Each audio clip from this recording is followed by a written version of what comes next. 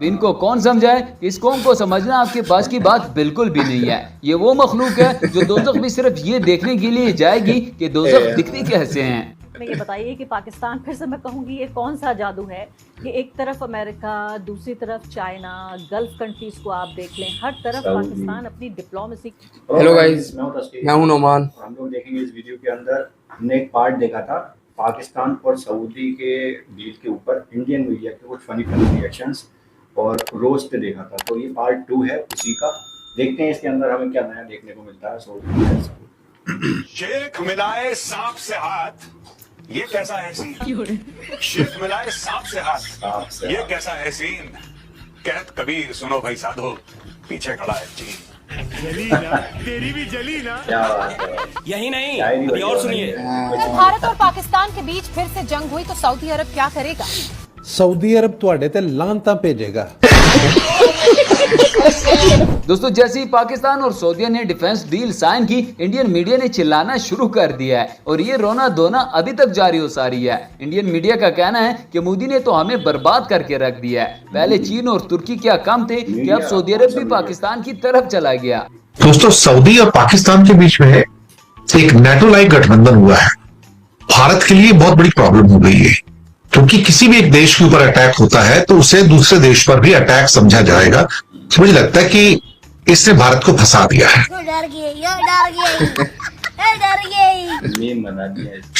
पाकिस्तान और सऊदी के बीच में एक नेटो जैसा समझौता हो गया। भारत को बहुत परेशानी हो रही है। स्ट्रेटेजिक म्यूचुअल डिफेंस डील, यानी कि किसी भी एक देश पर हमला होता है तो दोनों देशों पर हमला माना जाएगा। ये तो भारत को फंसा गया भाई। ये तो लेने के देने पड़ गए।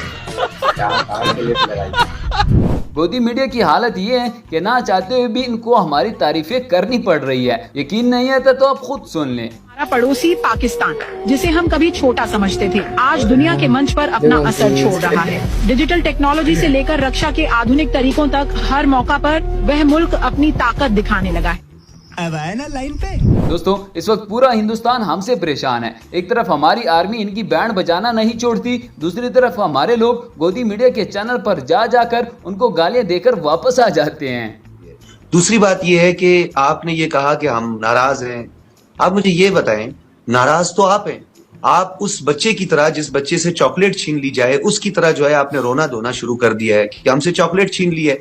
या तो हमने आपकी बकरी चुराई है मेरे भाई, ना हमने आपकी बकरी चुराई है, ना ही हमने आपकी चॉकलेट, बल्कि हमने 10 मई की रात को आपका बैंड बजाया है और आपकी ठुकाई की है और मिसाइल दागे हैं। हमने आपकी एयरफील्ड्स तबाह की हैं, आपकी ब्रिगेड्स तबाह की हैं। हमने आपके देखते ही देखते जो है नजारा ही तब्दील कर दिया। यही नहीं दोस्तों, पाकिस्तान और सऊदी अरब का माहिदा देकर हमारे मीमर हजरात भी मैदान में आ गए। उनका कहना है कि इस माहिदे के तहत पाकिस्तान का कर्जा सऊदी अरब का कर्जा माना जाएगा। कोई तेनू कुछ और मेरी गल सुन, तेनू कोई बंदा साडी वजह नाल गल नहीं करदा है पिया। तू साडे कोल ना पवे, अज उठ पा तेनू हुणे 1 घंटे बाद तेरा इलाज को कर छड़े। ठीक है, सिर्फ गल की है साडे नूं को वेख के ना उन्होंने पता है कि जे तेरे नाल कीती ते साडे नाल कीती है ते तमाशा लग जाना बड़ा। और अगर इंडिया के खिलाफ हमारी टीम हार गई तो सऊदी अरब भी हमारे साथ ही हारेगा। जान पक्की रिपोर्ट है, हर पाकिस्तानी को 1 ऊंट, 1 तेल का कुआं और 1 खजूर का बाग, ये तो मिलना ही मिलना है। अब ऑब्वियसली नेशनैलिटी है तो घर तो मिलेगा ही मिलेगा, उसमें तो कुछ सोचने की बात ही नहीं है। ओ हेलो, ये PKR CKR में ना मुझसे ना बातें किया करो। बात करनी है तो रियालों में करो। तेरे कितने देने मैंने? 5 लाख रियालों में वापस करूंगा, रियालों में। एक दफा बस वहां मेरा बैंक अकाउंट खुल गया। यही नहीं दोस्तों, आखिरकार ये मोहतरमा मान ही गई कि पता नहीं पाकिस्तान के पास ऐसी कौन सी गिदड़ सिंगी है कि इतना छोटा और माशी लिहाज से कमजोर मुल्क होने के बावजूद सबको उंगलियां कर रहा है और फिर सब इसकी बात भी मान जाते हैं। अब इनको कौन समझाए, इस कौम को समझना आपके पास की बात बिल्कुल भी नहीं है। ये वो मखलूक है जो दोज़ख भी सिर्फ ये देखने के लिए जाएगी कि दोज़ख दिखती कैसे हैं। मैं ये बताइए कि पाकिस्तान, फिर से मैं कहूँगी, ये कौन सा जादू है कि एक तरफ अमेरिका, दूसरी तरफ चाइना, गल्फ कंट्रीज को आप देख लें, हर तरफ पाकिस्तान अपनी डिप्लोमेसी को, जैसे मैंने कहा कि बिल्कुल एक छोटा सा एक ऐसा देश है जिसके पास देने के लिए कुछ नहीं है। उसके पास तो वो पॉपुलेशन भी नहीं है जो भारत के पास है, जिसको एक बड़ा बाजार माना जाए कि चलिए हमारी सरकार को आप पसंद ना करें तो हमारा तो बाजार इतना बड़ा है, 140 करोड़ लोग, पूरी दुनिया में सबसे बड़ा बाजार है। ऐसी कौन सी ये डिप्लोमेसी है कि उन तमाम देशों को एक साथ साध रहा है। दो एक तरह से दुश्मन, यानी इधर चीन और इधर US, और भारत को और रूस को भी। और अगर भारत को उस लिहाज से देखें तो बड़ा अजीब नजरिया तस्वीर उभरती है सामने। सही पकड़े हैं। दोस्तों, इंडिया का गोदी मीडिया कुत्ते की वो दुम है जो कभी सीधी हो ही नहीं सकती। इनका कहना है कि पाकिस्तान ने अपने परमाणु सऊदी अरब को बेच दिए हैं,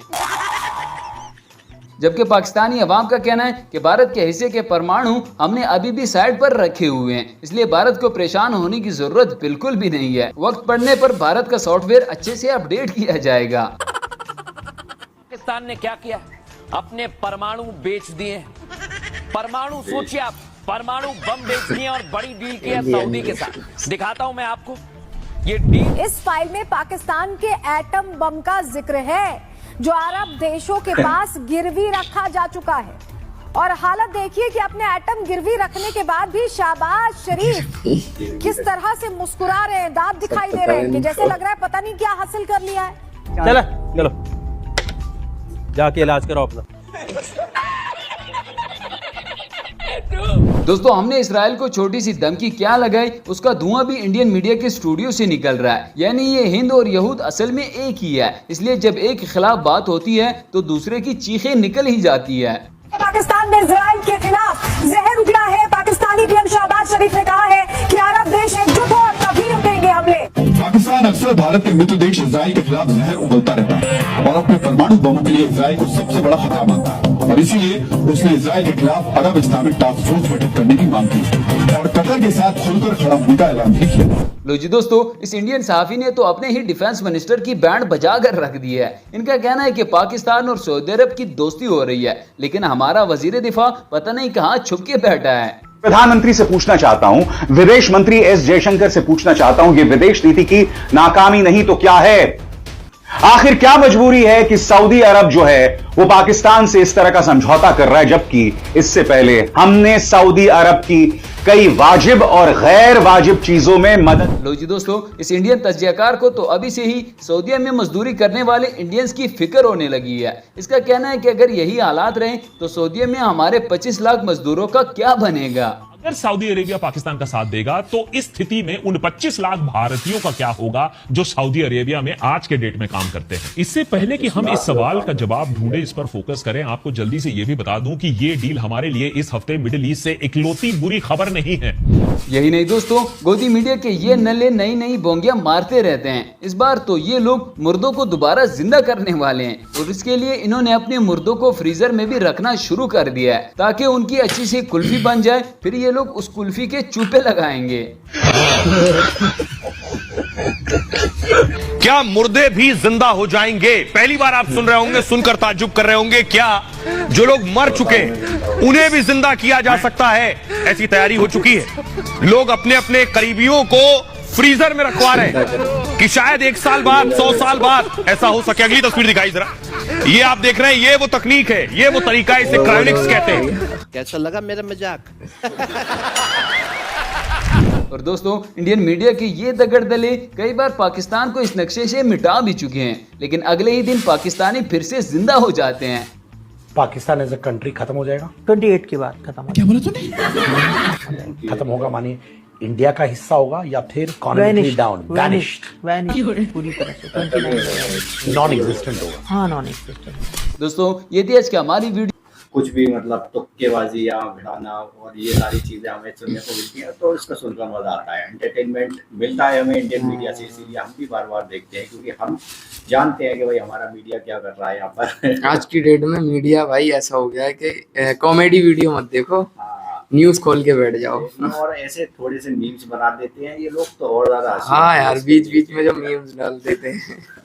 तो क्या कह रहे थे उसके अंदर क्या है, वो जो अग्रीमेंट साइन करा है वो बोल रही थी इसके अंदर ये डील है। हाँ, न्यूक्लियर बम गिरमी रख रहे हैं।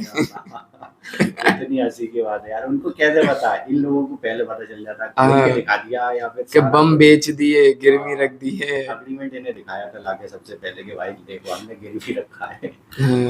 यार कुछ भी बातें करते हैं उल्टी। वो क्या था, वो इंसान जिंदा होने वाले हैं, फ्रीज में रख रहे हैं भाई सब लोग, जिंदा कर रहे हैं भाई, गॉड को चैलेंज कर रहे हैं भाई ऊपर वाले को। ये तो बहुत टाइम से ऐसी मतलब बकवास बातें करते चले आ रहे हैं और कुछ ना कुछ चाहिए, मतलब एक TRP सीधी सी बात है, चाहिए। 24 घंटे काटने के लिए हाँ। मीडिया को हमारी कुछ ना कुछ बकवास चाहिए होती है भाई। मेन मुद्दे पे अगर 4-5 घंटे लगा देंगे तो वो नहीं होगा इसमें।